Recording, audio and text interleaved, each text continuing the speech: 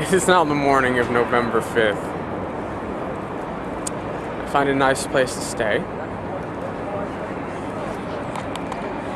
It was on this table.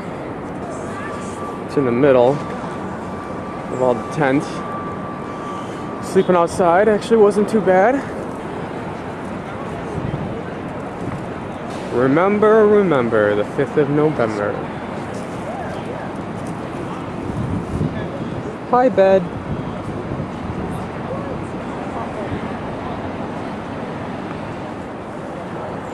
Kids, don't be homeless. It's not very fun. It's November 5th, 2011. As you can see behind me is the World Trade Center. When we started yesterday, we started at that corner. We went in to Occupy Wall Street, came all the way through. Today, we're going to be looking at the other side. There's a lot of progressive statements that Occupy Wall Street is trying to make, and we're going to bring light to that. I've also figured out that there's a lot of homeless people that are here. If you look at any sort of statistical measure, most homeless are mentally ill. So it would be really easy for the media to find somebody to fulfill that category in order to make an interview to make these people look ridiculous. So if you follow me. What we have here is a sustainable energy system. They did have diesel, or I think it might have been more accurate to be an oil generator, but due to city ordinance, it is illegal, so they came and removed them.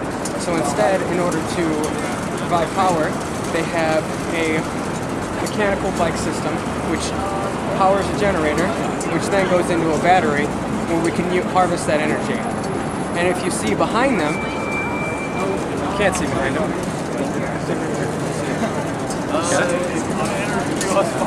OWS, Occupy Wall Street, gray water system. What a gray water system is a sustainable water system. What happens is, in a house, you can use water to wash your hands or take a shower, but that becomes what they call gray water. It's still usable water, which can go into something like a toilet. So before you send it out to the septic tanks or redistribute it through the sewer system, it can be reused again. So it's more sustainable. Now if we come this way, there's a sign that has a no, basically through frack. Now what that's referring to is fracking. Fracking is also called hydraulic fracturing, which is a extraction for natural gas. And what happens is they take a chemical concoction, send it down into the cracks below the Earth's surface, and all you do is add water, fresh water, and it ruptures the surface, releasing the natural gas. The problem with this is the chemicals they use have been made illegal by the EPA, but under the Bush administration were made illegal again. So we have a situation where we're polluting the watershed. Now some find it not to be that big of a deal, but it's still another way for corporations to externalize their costs onto the public. It's a serious problem, especially in a world where fresh water is becoming more and more precious.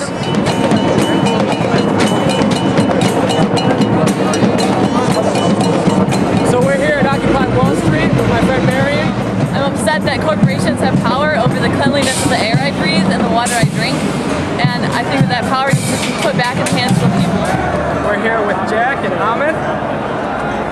In terms of the global system, I mean, I'm not against capitalism as a system, but I'm against its current manifestation. So you think it's corrupt? Yeah, I think it's corrupt. The Occupy movement is important because it presents an opportunity for people like us to get together and discuss alternatives to the current situation. I was here a few weeks ago when there were the mass arrests on the Brooklyn Bridge. And How many people got arrested? we heard about 700. And what happened was the police kind of were a little bit deceitful. They were escorting the peaceful march. When we got to the bridge, a bunch of people went into the motorway. And it was kind of a civil disobedience action, but the problem was the police kept on accompanying them, so it gave the image of police approval of the action. So when we got to the middle of the bridge, suddenly we realized they didn't approve of it. They had stopped the march on both ends of the bridge. Did they get you from the back too? Yeah, they got us from both So sides. they just cornered you. Yeah, absolutely. They didn't say anything about not approving it.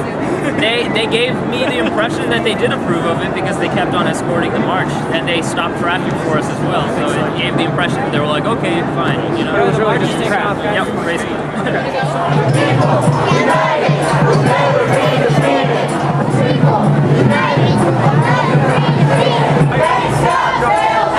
We got sold out.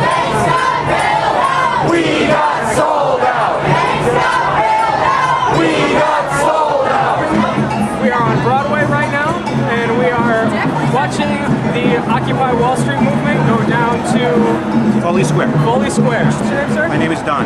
Don. He is not a protester, but he's sympathetic to the movement. The root cause of the problem is the federal legislation when the Glass-Steagall Act was repealed in 1999. There also seem to be cognizant of the fact that the Federal Reserve is a private banking cartel. Yep. And it's a private institution, correct? It's correct.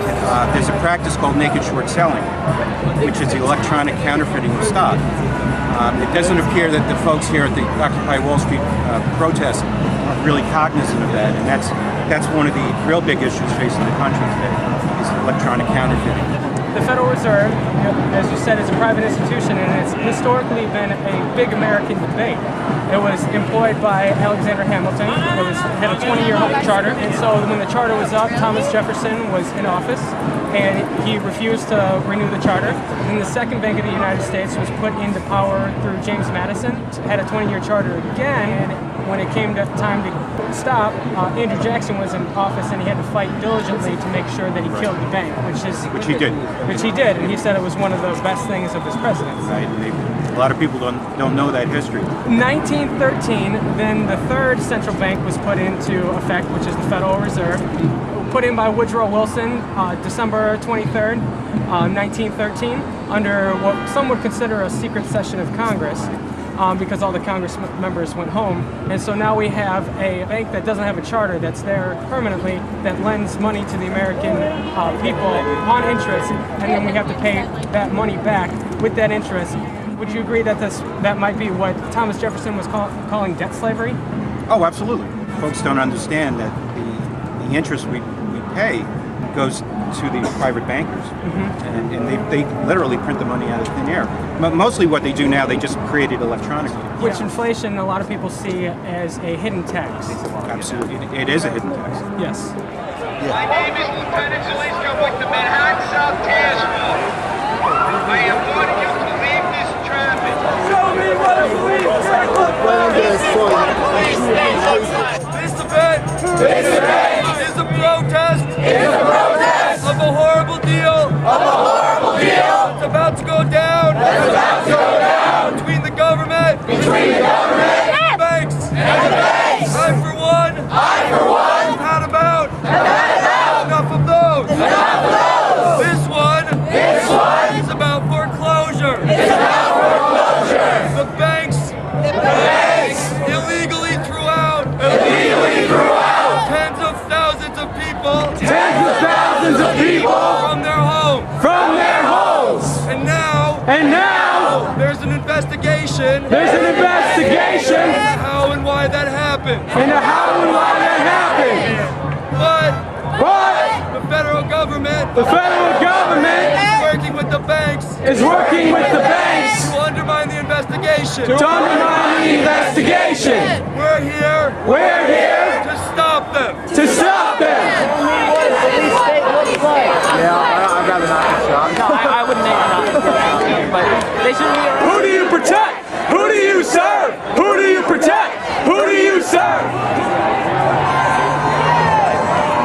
We're here with my friend. What's your name? Ashley. And Ashley, why are you here at Occupy Wall Street? I've lived on welfare my whole entire life. My mom's working a dead-end job, and I'm here to support everybody. This should not be allowed. We should not have to suffer through this. While corporate gets bailed out, they get high bonuses. This isn't fair to us. We're here with my friend Kristen. I came down to Occupy Occupy Wall Street to show support for everyone that has been here for the past, I think it's 2 months now. We're here with my friend Nicole. I'm here at Occupy Wall Street to have a conversation, to be around like-minded people, and to formulate a new structure to the way in which we socially and politically relate to one another. Okay. That's why I'm here. So an open dialogue, Absolutely. which is what democracy is all about. Right. Participating. Matt, tell me why you came down to Occupy Wall Street. I believe in economic justice, mostly the way that people are doing well economically and becoming wealthy is by cheating, not by producing something of value, and I think that's wrong. So I propose that if a corporation commits a sufficiently egregious crime, their corporation could be taken over and the company would be broken up and sold off into pieces. It would actually give shareholders an incentive to make the whole CEOs accountable for ethical actions because they could lose their property. That's the idea. So we have come to the end of Occupy Wall Street. It's been a great experience, actually. I hope anybody that watches this will come out and join the protest, join the movement, and come see what it's like for yourself. It's very humanizing. Everybody here cares about each other, or at the very least respects each other. It's great to see that in a society which has forgotten that. So this is Eric Leo saying, come join the movement.